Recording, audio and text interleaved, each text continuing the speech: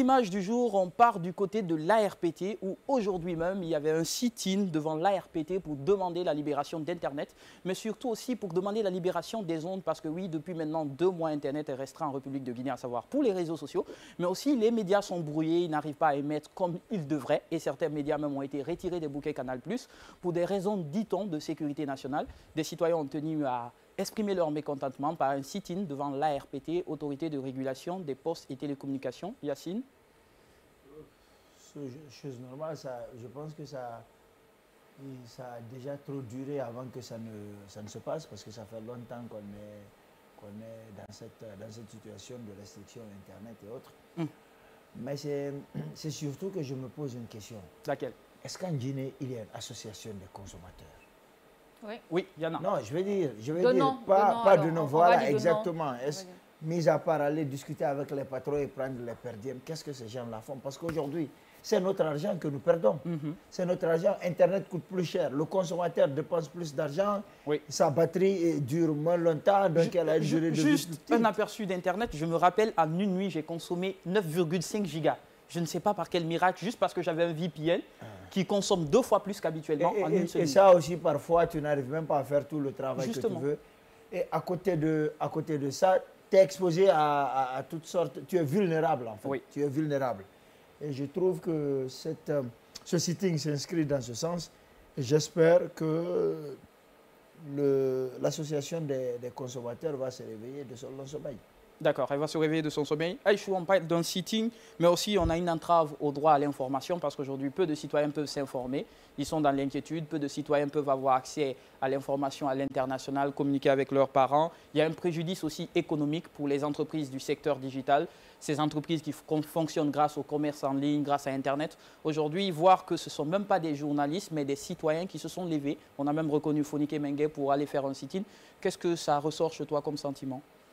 Ben moi, je trouve que déjà l'action est très bonne.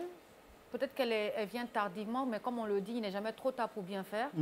En fait, je pense que, pas que la goutte d'eau commence à déborder le vase, mais je pense qu'il est temps qu'en fait, nos autorités comprennent que en fait, l'Internet est un droit.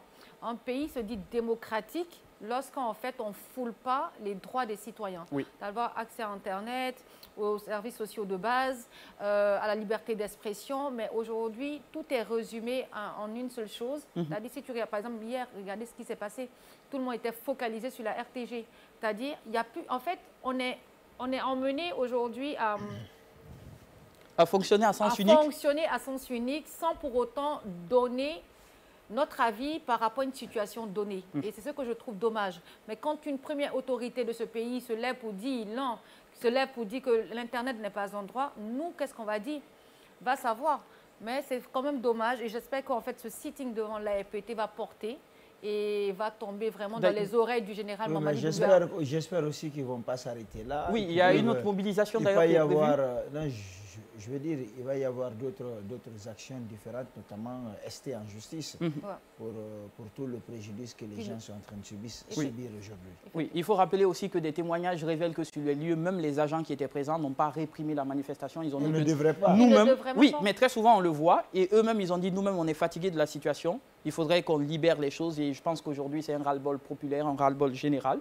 On espère que le plus vite que possible, les médias, les ondes des médias seront libérées, mais aussi l'Internet sera libéré en République de Guinée parce que les pertes économiques continuent à s'accumuler. Si on toutefois on parlait de 47,5 millions de dollars, au jour d'aujourd'hui on peut estimer cela à plus de 50 millions de dollars maintenant.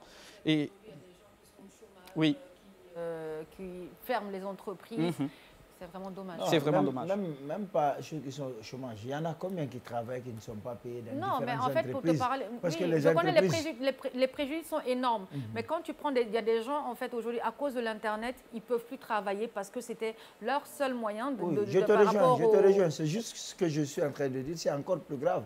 C'est que ceux qui sont au chômage, on va dire, ils sont au chômage. Ceux qui travaillent sans salaire. On doit créer même un hashtag, en fait, employés sans salaire. Ah oui, c'est vrai, parce que même les régies publicitaires sont impactées, les contrats publicitaires. Il y a tellement de choses qui se passent en ce moment en Guinée qu'on se demande où tourner la tête. On espère que tout reviendra dans l'ordre dans les jours à venir. On a